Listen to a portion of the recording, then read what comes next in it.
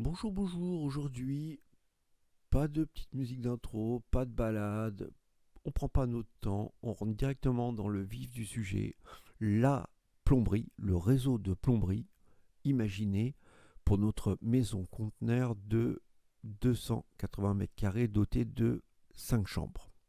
Bien, euh, nous allons aborder le sujet de la plomberie et donc ça représente environ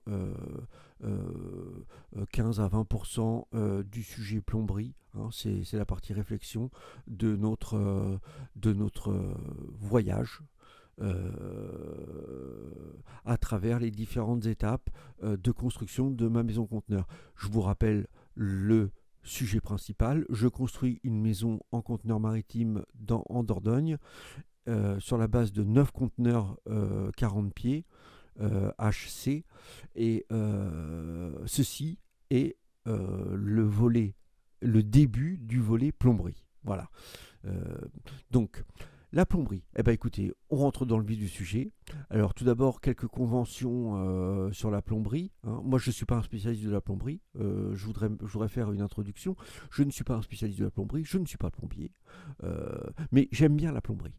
La plomberie, ça me fait un peu délirer. Et donc, j'ai imaginé ce réseau. C'est pas les évacuations, c'est uniquement les alimentations.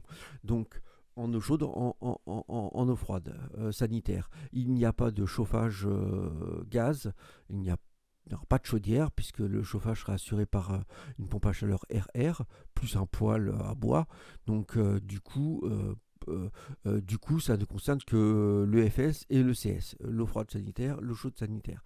Donc, on y va pour les conventions. Euh, les robinets d'eau chaude à gauche, hein, les robinets d'eau froide à droite, les nourrices d'eau chaude positionnées au-dessus des nourrices d'eau froide. On va isoler tous les tuyaux d'eau chaude, départ et retour entre le ballon et les points de tirage. Et puis, on va mettre des vannes quart de tour sur nourrice laiton. On va essayer de faire en sorte aussi que les diamètres intérieurs de la nourrice correspondent au diamètre du multicouche qu'on mettra avant et après la nourrice. Alors, le réseau de plomberie, il sera fait en multicouche de diamètres différents.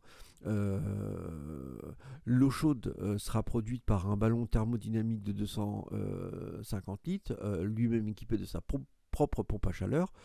Euh, et puis, encore une fois, je ne suis pas plombier, donc si des plombiers ou des amateurs éclairés repèrent des erreurs sur mon schéma, qui est un schéma de principe, puisque je n'attaquerai pas la plomberie avant plusieurs mois, puisque j'en suis actuellement en train d'acheter les terrains et de je devrais déposer le permis de construire dans les jours qui viennent. Donc vous voyez, d'ici 2 mois, je vais signer l'acte authentique. Donc je ne commencerai pas la plomberie avant la fin de l'année. Voilà.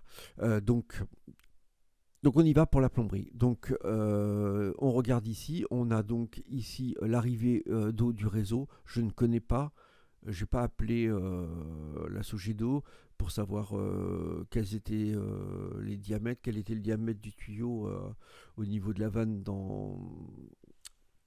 à l'entrée du terrain. Peut-être du 26, peut-être du 32, je ne sais pas.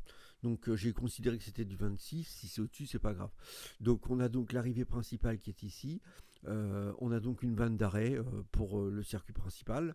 On a ensuite un manomètre de pression pour prendre connaissance de la pression à l'arrivée du réseau public. Et on a ensuite un réducteur de pression afin d'obtenir la pression souhaitée dans le réseau. J'ai considéré que à partir de l'entrée de la maison, on passerait en diamètre 26, voilà. Ou au moins tout du moins après le réducteur de pression. Là, tout de suite, j'ai une branche qui part, toujours en diamètre 26. D'accord. Donc là, j'ai un T avec 2 fois 26 et 1 fois 20. Et donc, j'ai une branche qui part vers la piscine.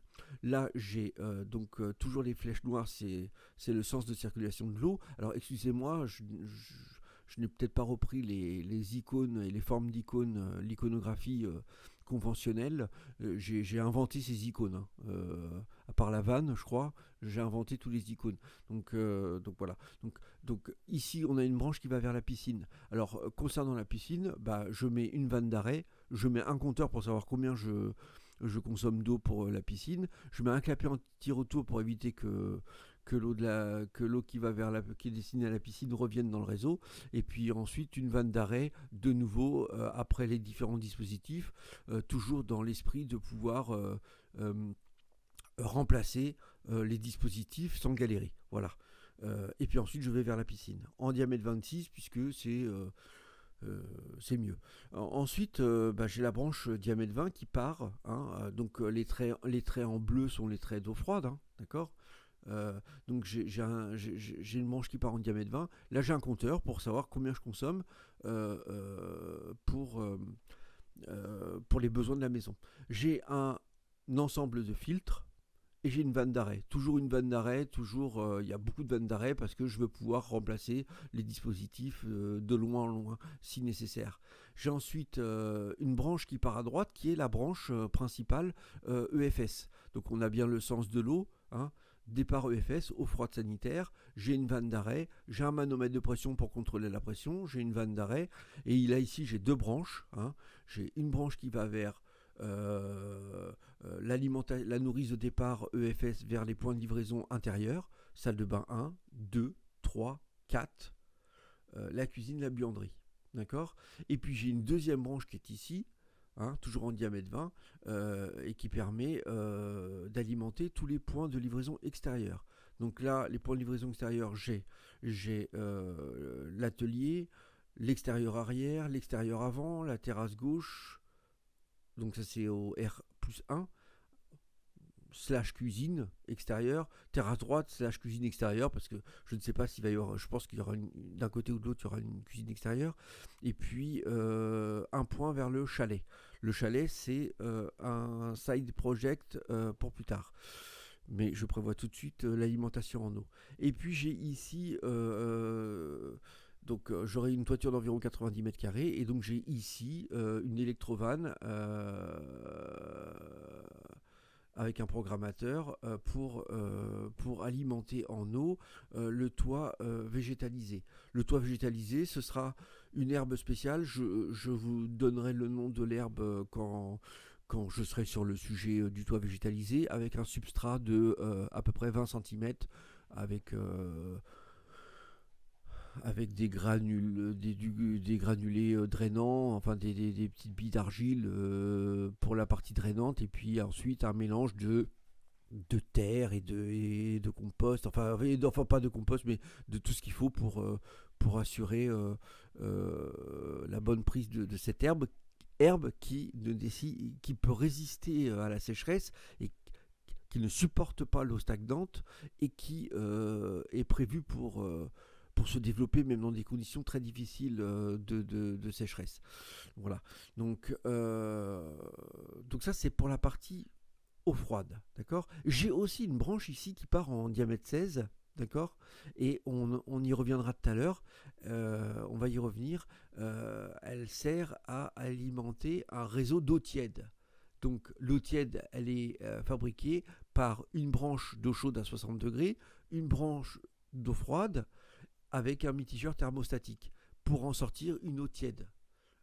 Donc ici la branche est rouge parce qu'on est à 60 degrés, ici on est bleu parce que on est à la température de l'eau froide, température ambiante, et puis ici on a une branche rose parce que en diamètre 16 parce que on a besoin d'eau tiède. Je vous expliquerai pourquoi après. Donc si je continue mon chemin, je reviens ici. J'ai un vase à expansion avec une vanne d'arrêt, c'est pour éviter les surcharges de pression dans le ballon thermodynamique. C'est lui qui servira expansion. J'ai peut-être fait une faute d'orthographe là. Expansion. Je crois que c'est plutôt un A. On peut le corriger ou pas? Non, on ne peut pas le corriger. Ok. Bon, d'accord. Bon, J'ai une vanne d'arrêt, j'ai un groupe de sécurité et donc j'ai un vase à expansion pour encaisser les retours de charge de pression. J'ai évidemment deux clapets anti-retour pour éviter que l'eau revienne dans les circuits. Clapets anti-retour qui sont ici et ici. Euh, Ensuite, j'ai le ballon thermodynamique, 250 litres. Je vous mettrai la marque du modèle que j'ai retenu plus tard, quand ce sera sûr que je prendrai ça. Je ressors, donc j'arrive en diamètre 20, en multicouche, je ressors en diamètre 20, d'accord. L'eau, elle sort à 60 degrés. J'ai une vanne d'arrêt, j'ai un manomètre de pression pour contrôler la pression à la sortie du ballon. J'ai une autre vanne d'arrêt pour pouvoir remplacer le manomètre s'il y a besoin. Et puis là, j'ai deux branches, une en 7, donc j'ai un T20-20-16 là, et j'ai une branche qui sort pour alimenter mon futur réseau d'eau tiède sanitaire, ETS. Voilà. Et sinon, ici, bah, j'ai une nourrice de départ à 60 degrés pour l'eau chaude sanitaire. Tous les tuyaux sont isolés. Et donc, j'ai salle de bain 1, 2, 3, 4 et la cuisine. D'accord. euh, Ici, j'ai donc une branche en diamètre 16 qui part. J'ai ma vanne d'arrêt. J'ai un capteur de température. J'ai un mitigeur thermostatique, puisque ici j'accueille une branche d'eau froide et une branche d'eau chaude pour alimenter un réseau d'eau tiède. J'ai un capteur de température après le mitigeur pour contrôler la température. Je veux une température environ à 60 degrés. J'ai le sens de l'eau ici, j'ai une vanne d'arrêt et j'ai une nourrice de départ. La nourrice de départ, elle va alimenter plusieurs choses. Elle va alimenter des WC, parce qu'en fait, dans chaque WC, il y aura une douchette. Je ne sais pas si vous avez déjà été en Asie, en Thaïlande, principalement d'ailleurs. Je ne sais pas trop s'il y a ça en Indonésie ou. Je suis allé en Chine, j'ai pas vu ça en Chine. Je me rappelle pas avoir vu ça en Chine, mais si peut-être en Chine aussi. Mais en tout cas en Thaïlande c'est sûr. Et donc je sais pas si vous avez déjà testé, mais franchement la douchette de WC avec de l'eau tiède, c'est du délire. Et si vous le testez, c'est adopté. Et puis donc ça c'est indispensable, d'accord. Et donc j'ai une nourrice de départ eau tiède et puis j'ai une douche extérieure. Et comme sur tous ces dispositifs, que ce soit cela ou cela, je veux de l'eau chaude instantanée, parce que s'il y a vraiment un truc moi qui m'horripile, c'est le gâchis d'eau. Quand vous tournez le robinet, que vous voulez avoir de l'eau chaude ou de l'eau tiède, et vous attendez, vous mettez la main en dessous, toutes les 5-10 secondes pour voir si l'eau elle est à température idéale pour faire ce que vous avez à faire. Vous brossez les dents, vous lavez les mains, prendre votre douche, voilà. Eh ben, c'est pas possible. C'est un gâchis d'eau, moi, je ne supporte pas. Et en plus, d'un point de vue confort, eh ben, on perd du temps. Donc du coup, je veux faire un bouclage ECS, un bouclage eau chaude sanitaire ou eau tiède sanitaire. Et donc, je vais faire en sorte que l'eau chaude ou l'eau tiède soit directement disponible au robinet sans temps d'attente. Et c'est notamment très intéressant au niveau de la douche extérieure de la piscine, parce que là, il y a à peu près 30 mètres entre le ballon et la piscine, et d'avoir de l'eau tiède dès que vous appuyez, dès que vous sortez de la piscine, c'est franchement, en termes de qualité perçue et de confort d'utilisation, c'est extra. Voilà. Pareil pour les douchettes, vous n'avez pas le temps d'attendre alors que vous êtes assis sur les toilettes. C'est pas cool quoi de devoir attendre. Alors j'aurais pu mettre des petits ballons ou des ballons, ou un ballon d'eau chaude intermédiaire, mais non, c'est pas ce que j'ai retenu. Je voulais tester le bouclage. Donc j'ai donc ici un réseau d'eau chaude qui arrive au robinet et d'eau tiède qui arrive sur les douchettes de WC et la douche extérieure. Et tout ça, c'est à boucle et ça revient par la nourrice verte qui est ici, d'accord. Donc ça, c'est le sens de retour de l'eau. Donc évidemment, tous les tuyaux sont isolés, que ce soit à 60 degrés, à 40 degrés ou au retour, pour perdre le moins de calories possible. Et ici, donc, on a un retour de la cuisine, un retour de la salle de bain 1 des WC 1, salle de bain 2, WC 2, salle de bain 3, 4, WC 3-4, et salle de bain 5, WC 5. Alors pourquoi 3-4 ? Parce qu'il y a une chambre 3 et une chambre 4 qui se partagent une salle de bain. Sinon, la chambre 1, la chambre 2 et la chambre 5 ont leur propre salle de bain. Ce sont des suites parentales. D'ailleurs, on peut voir ça ici. Hein. Donc là, on a la chambre 1 qui a sa propre salle de bain, la chambre 2 qui a sa propre salle de bain, la chambre 3, la chambre 3 et la chambre 4 qui se partagent la salle de bain qui est ici, avec les toilettes qui sont ici. Voilà. C'est pour ça que je l'appelle salle de bain 3-4 et WC 3-4. D'accord ? Et si on regarde le premier étage, on a ici la chambre 5 avec sa salle de bain. D'accord ? Donc je reviens ici. Donc ça, c'est la dernière version des plans. D'accord ? Donc je vous rappelle un peu la maison. Hein. Ici, une porte sectionnelle avec l'atelier. Une zone de stockage grande longueur si besoin. Ici, une zone technique avec le ballon, les pompes à chaleur. Ici, quand vous rentrez dans la maison par la porte principale, vous avez des toilettes, une buanderie. Vous avez ici une pièce technique qui n'est disponible que depuis l'extérieur. C'est la zone technique de la piscine. Vous avez ensuite, quand vous continuez dans le couloir, vous avez ici une chambre 1 avec sa salle de bain et ses WC. Quand vous continuez le couloir, vous arrivez dans la grande zone pièce à vivre avec le salon, la salle à manger, la cuisine, et puis l'escalier qui mène au premier étage. Et puis si vous continuez, vous avez le même couloir, que je vais appeler le couloir de l'aile droite. Hein. Alors évidemment ici ça donne sur une terrasse. Hein. Et là sur le... Alors là vous avez un cellier, et une pièce, je ne sais pas encore trop à quoi ça va servir. Peut-être un petit bureau ou un truc comme ça. Et puis ici, vous avez donc la chambre 3 et la chambre 4 et la salle de bain de la chambre 3 et la chambre 4. Et vous avez ici la chambre 2 avec sa salle de bain. Voilà. Et au premier étage, vous avez... au premier étage, on y va. Vous avez donc ici un salon TV. Hein, parce qu'en bas il n'y a pas de télé. La télé ce sera au premier étage avec le poêle à bois, et ça c'est le salon TV, c'est la main cave, c'est la bibliothèque perso, c'est un petit peu mon espace à moi quoi, hein, avec ma chambre, ma salle de bain, mes étagères éclairées, mes toiles au mur, et puis enfin mes tableaux, enfin ce que je veux mettre au mur, et puis ici un poêle à bois, et puis une télé. Voilà. Rien de transcendant, mais voilà. Bon, alors pourquoi c'est grand comme ça ? C'est parce que je vais essayer peut-être de louer la maison pendant la belle saison. Voilà, c'est pas impossible. Enfin voilà. Bon, ensuite je reviens sur mon réseau. Donc ici, j'ai donc le retour qui vient de tous les robinets d'eau chaude, d'accord, dans une nourrice. Ça se mélange à travers un tuyau en diamètre 12, enfin un multicouche en diamètre 12, j'ai une pompe de recirculation. Alors, pour ceux que ça intéresse, la pompe de circulation, ça consomme moins qu'une ampoule 30 watts pendant l'année, quoi.